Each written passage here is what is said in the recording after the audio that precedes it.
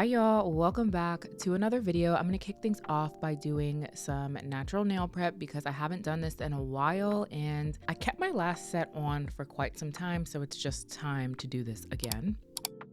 So I'm going to get started by taking some cuticle remover, saturating it all over the bottom half of my nails, and then I'm gonna let it sit for a little bit before grabbing my cuticle pusher tool. I got a new one and I actually prefer this one over what I've been using in the past because the edge is a little bit wider and it's longer. Also, it has this edge here where once I'm done pushing back the cuticles, I can just kind of scrape away the dead skin with this tool. And it's not super sharp to where I'm hurting myself while doing it. It makes things a bit easier and faster.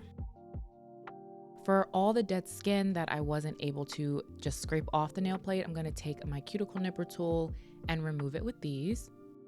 And then once I'm done, I'm going to be taking some alcohol that's in a spray bottle, spraying it on my nails, and then taking a little scrub brush to remove anything off the nail that I don't want there.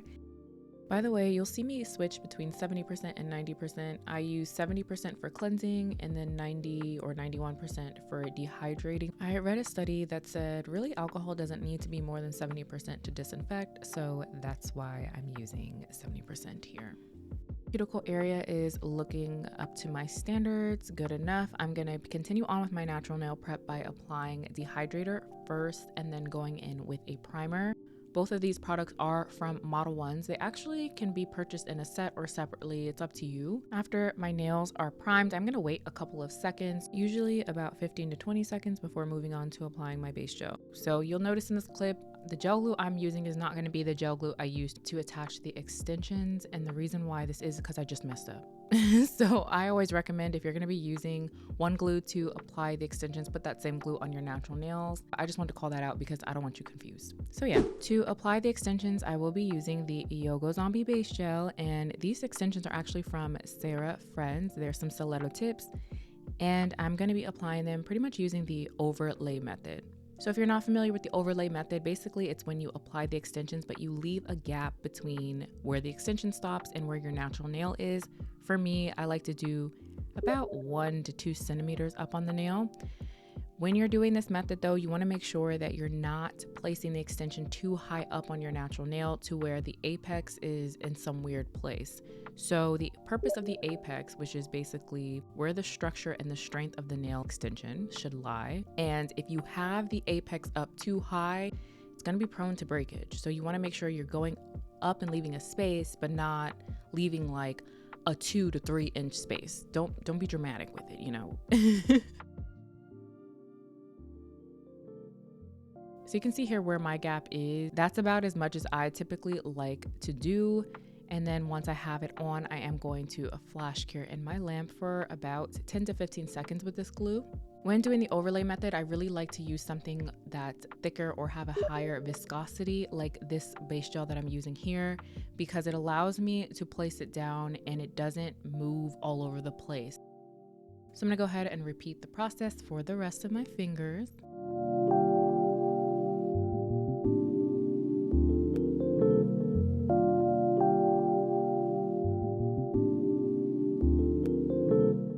Now the extensions are all on. So as you look at this thumbnail here, you'll see where the gap is. So now what we have to do is basically make everything leveled. But before we do that, I personally like to go in with a hand file and pretty much thin out the cuticle area. So this is going to be dependent upon the types of tips you're using. There are some tips that have a very thin cuticle area and this step really isn't necessary per se. And then there are some that have a thicker cuticle area where I highly recommend doing this. These actually have a pretty thin cuticle area, so I'm really just doing it for the purposes of showing you what you should do. Once I'm satisfied with the bottom half of the extension and I feel like it's blended, I like to go in and cleanse off the dust. Typically, I will get up and go wash my hands in the bathroom, but I don't want to like take my camera off the tripod and then show you me washing my hands because I feel like you guys don't care. So what I'm gonna do is just take some alcohol. Again, this is 70%. my scrub brush and then removing the dust from the nail from where I filed at the bottom half near the cuticle area and on the underside as well. And then I'm going to be taking the Vinalisa Temper Top Coat and placing it on the underside of the extension because as you can see, when I put the alcohol on the extension, they did turn a cloudy white color. So this is going to help get rid of it.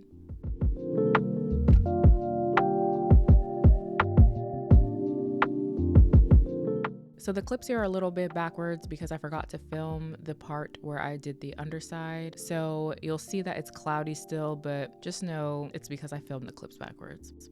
So next I'm going to be taking the Zombie Base Gel again, and I'm going to be using that to fill in the gap. It's basically just to make everything leveled again. So when you're doing this, you could use a builder gel. I like to use base gels that have a high viscosity, so like this one. I'm just taking a small bead and then I'm going to paint down the nail just like normal. Sometimes you'll see people put a slip layer of builder gel and then sweep the brush from left to right to structure the nail. I don't feel the need to do that with these tips. It's just my personal preference, but if you want to, you certainly can. So here is what the nails will look like all done, and this is the correct sequence at this point. So I have the Temper Top Gel underneath and then the base gel on top. So now I can go in, cure, and then move on to the nail art. For base color, I'm going to be using Doughy Nudie Pink, and I will be applying 2 layers of this, making sure to cure in between each one. I love working with this gel. It's a syrup-like consistency. It's so smooth. It self-levels beautifully, and it also has this nice slight minty scent that I like. It's just one of my top favorite gel polishes to use as a base color. Next, I'm going to be taking the SV Nails Cat Eye Polish and using this to create my French tips. So what I like to do with cat eye polishes, if I'm doing a French tip, I like to basically take the brush from the polish bottle, place it onto the nail, and then draw my French tip so I can get as much of those glitter particles that I possibly can. And then once I have my French tip drawn out, I'm going to take this magnet here and magnetize the glitter particles so that they are where I want them.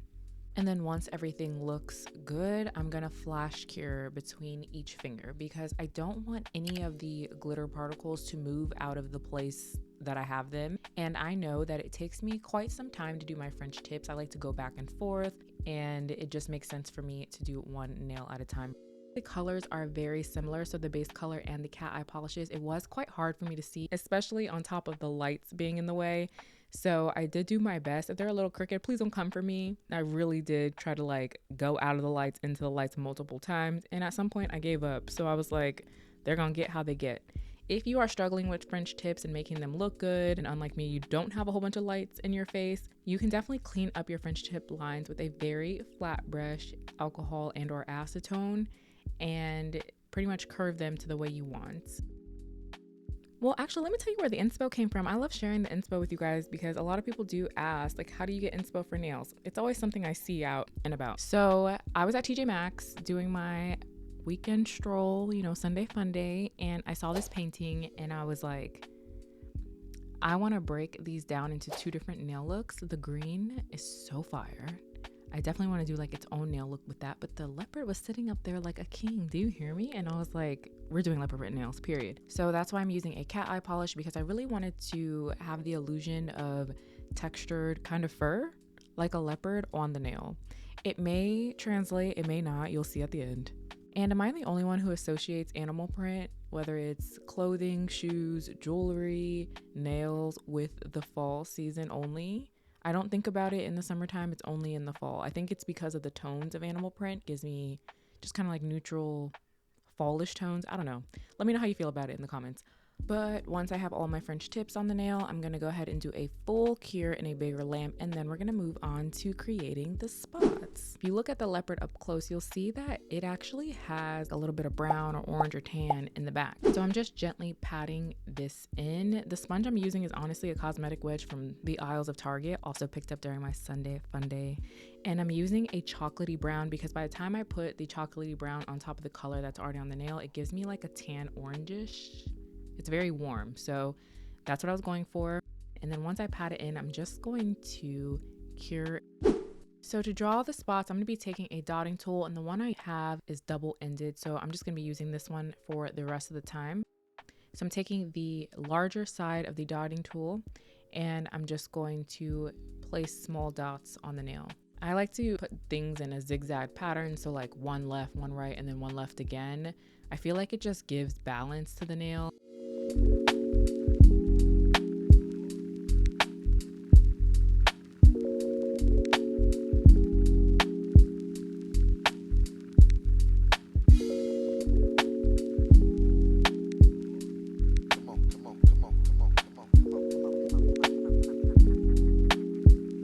So after curing, I'm going to take the other edge of the dotting tool. This one is much smaller, and I'm going to be taking a black to outline these spots first. And then I'm going to take the black and make smaller spots that don't have the little brown piece in the middle. Okay, make sure you're turning your nail to the side to get down to the edges as well, so that it looks cohesive and not empty when you turn your nail to the side.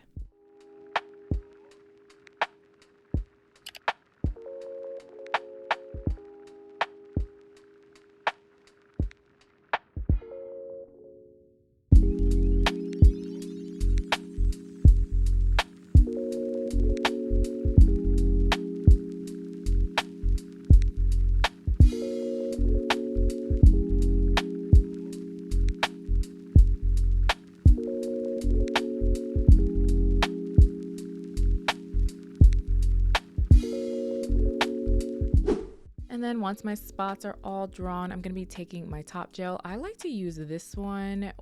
It's thicker and it just leaves the nail super, super shiny. So I'm going to go ahead and do my final cure. And then here is what everything looks like all done. I hope you enjoyed this video. I think these nails are perfect for the fall season because it is here whether we like it or not. So be sure to give this video a thumbs up. Let me know how you feel about this nail look in the comments, or if you have any questions. If you are not subscribed, make sure you do so on your way out. But in the meantime, I will see you in one of these videos here.